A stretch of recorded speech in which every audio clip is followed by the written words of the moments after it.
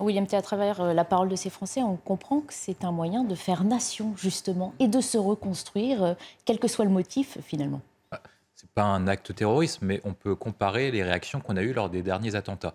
Ce qui s'est passé lors du 13 novembre 2015, ou même à Charlie Hebdo, avec une grande marche à l'époque menée par François Hollande en 2015, les manifestations spontanées qu'on a eues après les attentats du 13 novembre 2015, qui s'est passé à Nice, qui s'est passé après l'assassinat du prêtre à Saint-Étienne-du-Rouvray. Donc en fait, on a un mécanisme qui est similaire.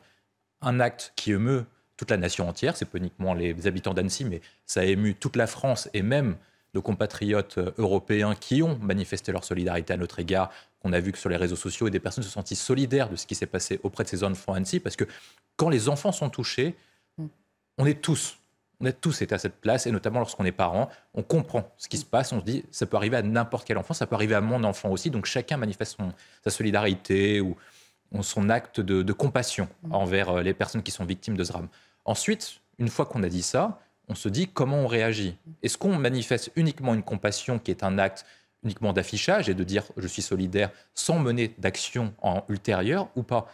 Je pense qu'on a eu un souci qui est multiple, c'est qu'il y a différentes réactions. Il y a une réaction qui est classique, c'est on manifeste notre compassion, on s'arrête là en disant c'est un acte qui est isolé, qui est un fait divers et ça n'entraîne pas de conséquences. Seulement avec tous les événements que je vous ai cités, les attentats du 13 novembre 2015, Charlie Hebdo, l'assassinat du prêtre à Saint-Étienne-du-Rouvray, etc., avec des mécanismes qui sont similaires, au bout d'un moment, on se dit, est-ce que c'est un fait divers ou est-ce que ça devient un fait de société?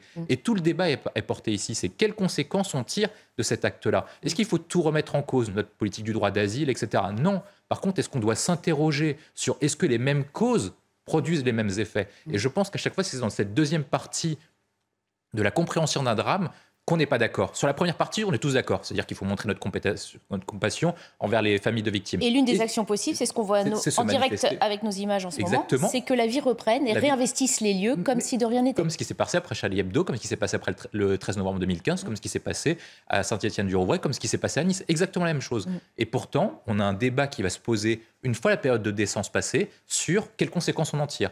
Une partie de la classe politique dira il faut en tirer des conséquences sur la politique migratoire, sur la protection de nos frontières, sur Schengen, sur le droit des réfugiés acceptés par d'autres pays européens. Est-ce qu'ils ont le droit de venir circuler chez nous? Et là, ça devient un débat politique et les conséquences qu'on en tire. Et là, je pense, et je suis d'accord avec Raphaël Steinville, qu'on doit avoir des conséquences qui sont différentes. Parce que les politiques qui sont menées notamment par certains élus conduisent aux mêmes conséquences. Donc on peut afficher notre solidarité envers le maire d'Annecy et vers les habitants d'Annecy. Par contre, est-ce qu'on peut être d'accord avec la politique et les déclarations menées par le maire François Dastor? Je pense que là, on aura un désaccord. Ça va assez vite, hein, William Tay. On a un suspect principal qui a été mis en examen et incarcéré.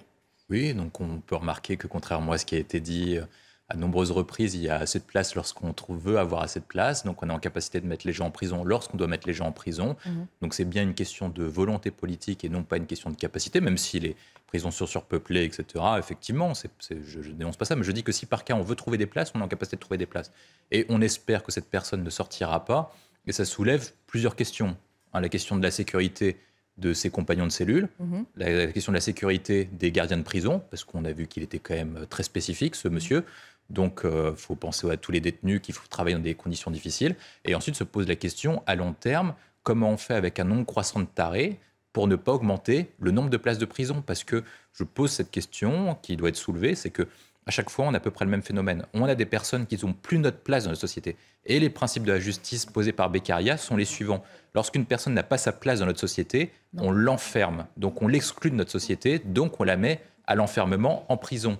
Donc si on voit qu'il y a une augmentation de la violence, une ultra-violence, un nombre d'actes de barbares qui deviennent de plus en plus récurrents, des faits divers qui deviennent des faits de société, alors on doit mettre notre politique pénale en cohérence avec cette évolution de société. À chaque fois, on dit à peu près la même chose, par exemple, sur les droits individuels et sociaux. La société a bougé, donc il faut faire muter le droit. Pourquoi est-ce que lorsque la société devient plus radicale et plus violente, on ne fait pas bouger le droit en vue de répondre à cette barbarie? Ça va moins vite. Ça va moins vite. Et je pense surtout, et c'est mon dernier commentaire, il faut penser aux gardiens de prison qui travaillent dans des conditions difficiles. Et je leur souhaite bien du courage de travailler avec ce grand arrêt.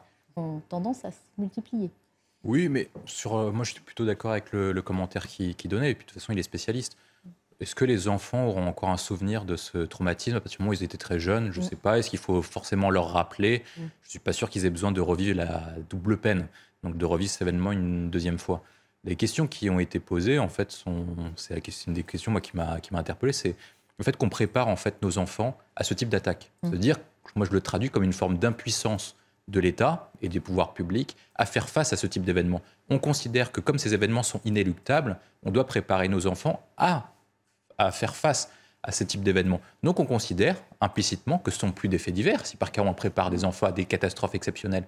Non, on considère que ça devient un fait de société. Mais pourtant, on ne prépare pas nos enfants et on ne prépare pas notre société à faire face aux conséquences ou à comment limiter les conséquences de ce type d'acte. Je pense que c'est ça le sujet essentiel, c'est quel choix de société on souhaite faire, quelle société on souhaite dessiner. On a à peu près le même type de question qui a été posée notamment sur les questions des armes à feu et des fusillades aux États-Unis et au Texas. Une partie des pouvoirs publics au Texas ont considéré qu'il fallait préparer les enfants à faire face à ce type de fusillade. Moi, je pense qu'il faut plutôt considérer qu'il faut limiter ce type d'événement. Et pour limiter ce type d'événement, il y a plusieurs questions qui sont posées auxquelles on a déjà eu le temps de répondre longuement.